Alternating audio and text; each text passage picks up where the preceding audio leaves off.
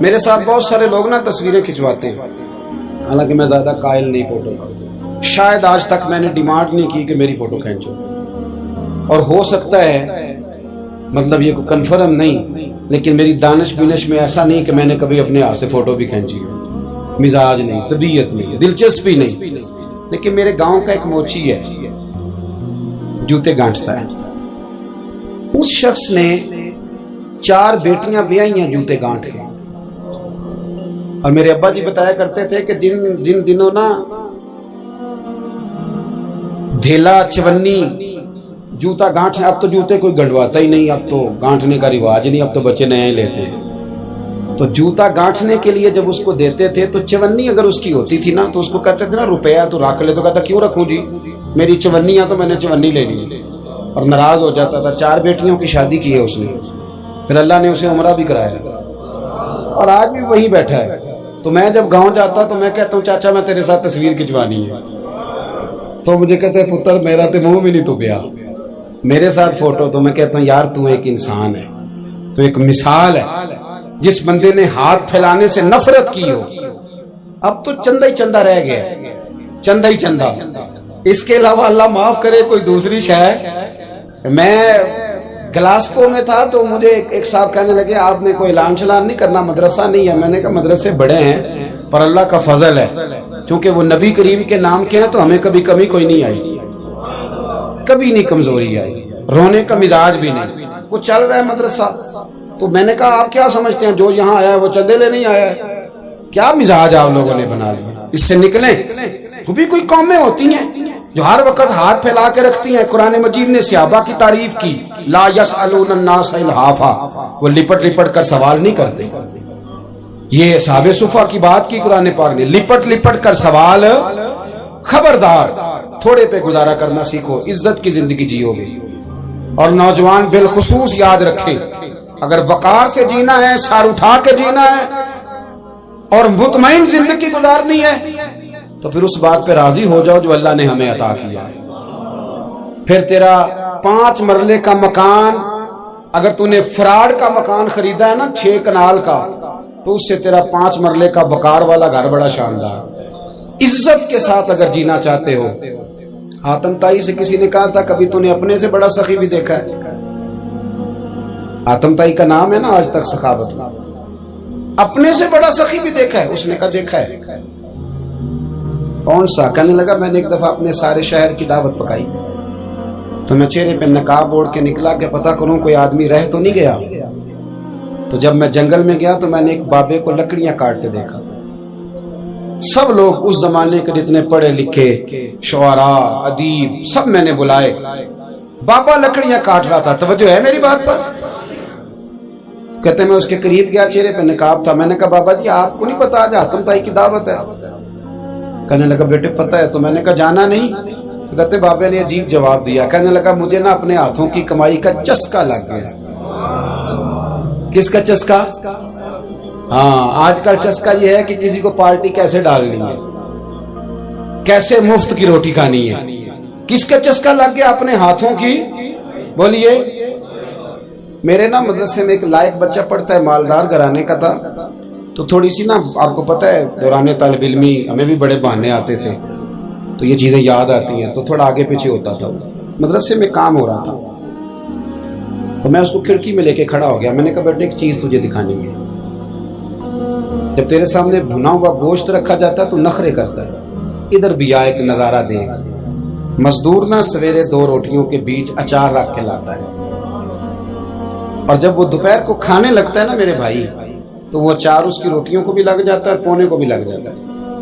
لیکن جب دوپہر کا وقت ہوتا ہے تو مٹی سے لتھڑے ہوئے ہاتھ پہلے وہ جا کے ٹوٹی پہ دھوتا ہے، پھر وہ کیا کرتا ہے کہ وہ پانی کا پیالہ خود بھر کے رکھتا ہے، توجہ میری بات پہ رکھیں، پھر وہ زمین پہ بیٹھتا ہے، اور جب وہ پونا کھولتا ہے نا، کبھی اسے کھاتے ہوئے دیکھو، یوں محسوس ہوتا ہے کہ دنیا کی ساری نعمتیں اس کے سامنے پڑی ہوئی ہیں، اور ٹیبل پر بیٹھ کر 22,000 کی روٹی کھانے والے اتنا شکر ادا نہیں کرتے جتنا وہ بندہ شکریہ ادا کرتا ہے۔ یا اللہ تیرا شکر ہے، یا اللہ تیرا شکر ہے۔ اور ان کو لفظ نہیں سیدھے پڑھنے آتے، ویسے بھی لفظ تاثیر سے بنتے ہیں، تلفظ سے نہیں۔ اہل دل آج بھی ہیں اہل زبان سے آگے. صحیح تلفظ نہیں ادا کرنا آتا، لیکن جب وہ ہاتھ باندھ کے کہتے ہیں نا یا اللہ تیرا شکر ہے، تو یوں محسوس ہوتا ہے کہ روٹی تو اس بندے نے کھائی ہے. کھانا تو ورنہ شادی کے موقع پر اتنا کھایا نہیں جاتا جتنا تباہ کیا جاتا ہے، کیونکہ مفت کا ہوتا ہے نا، مفت کا. تو یاد رکھیں محنت کی کمائی ایک حسن ہے، ایک وقار ہے. وہ جو بندہ 50 لاکھ روپیہ مہینے کا یا سال کا کماتا ہے وہ تو دیکھتا بھی نہیں بیچارہ پیسوں کو.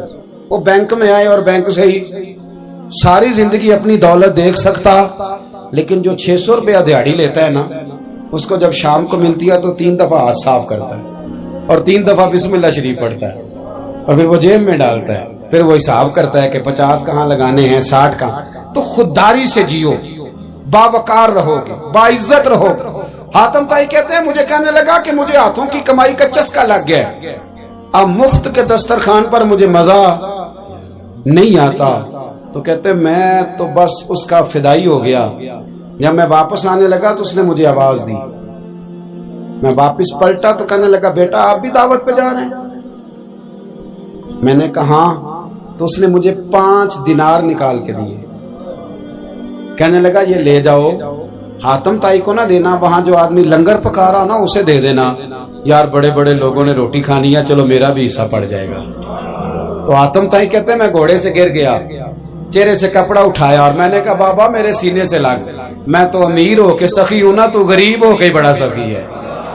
آج سمجھ آئی ہے تیری سخاوت کی. پڑھیے نا حدیث پاک. حضرت انس بن مالک کہتے ہیں ایک شخص نے آ کے کہا یا رسول اللہ کچھ دیجئے. حضور مجھے کچھ بولیے. اور میرے محبوب کا دروازہ وہ ہے کہ جہاں سے کبھی کوئی خالی گیا ہی نہیں.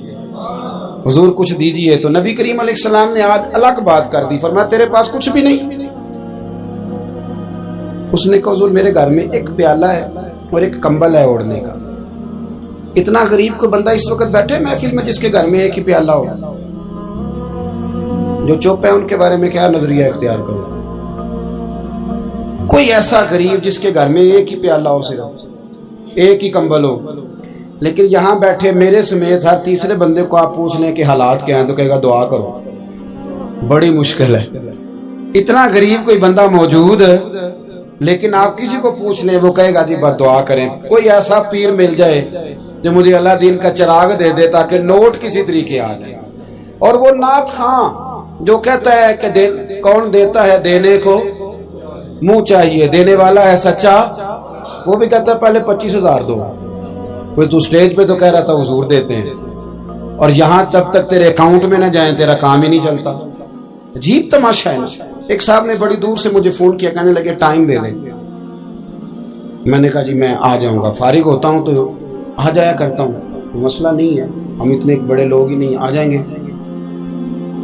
کہنے لگا جی آپ بتائیں مطلب اکاؤنٹ نمبر دے دیں.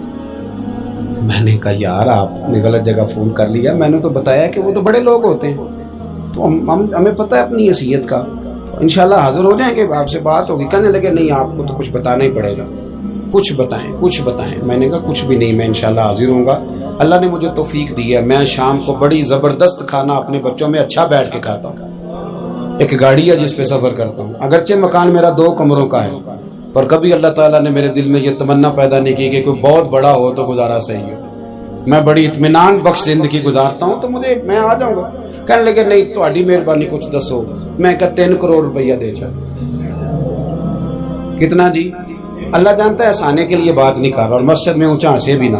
کتنے دیں؟ جی یہ تو آپ نے کیا کہہ دیا. میں نے کہا یار اگر میں نے اپنے لفظ ہی بیچنے ہیں تو اب میں 25-40 ہزار میں بک جاؤں. تو میں تو سمجھتا ہوں کہ نبی پاک کا فرمان بڑا قیمتی ہے، تو ریٹ لگاؤں تو میری حیثیت یہ ہو کہ 40,000 روپیہ. اگر میں نے بکنا ہی ہے تو کوئی ریٹ تو لوں نا. اور ویسے بھی میں تو سمجھتا ہوں کہ میں بڑا انمول ہوں، اس لیے کہ میں رسول اللہ کے دین کا نوکر ہوں. اور یہ غلطی ان کی نہیں جو بیچتے ہیں، غلطی ان کی ہے جو خریدتے ہیں.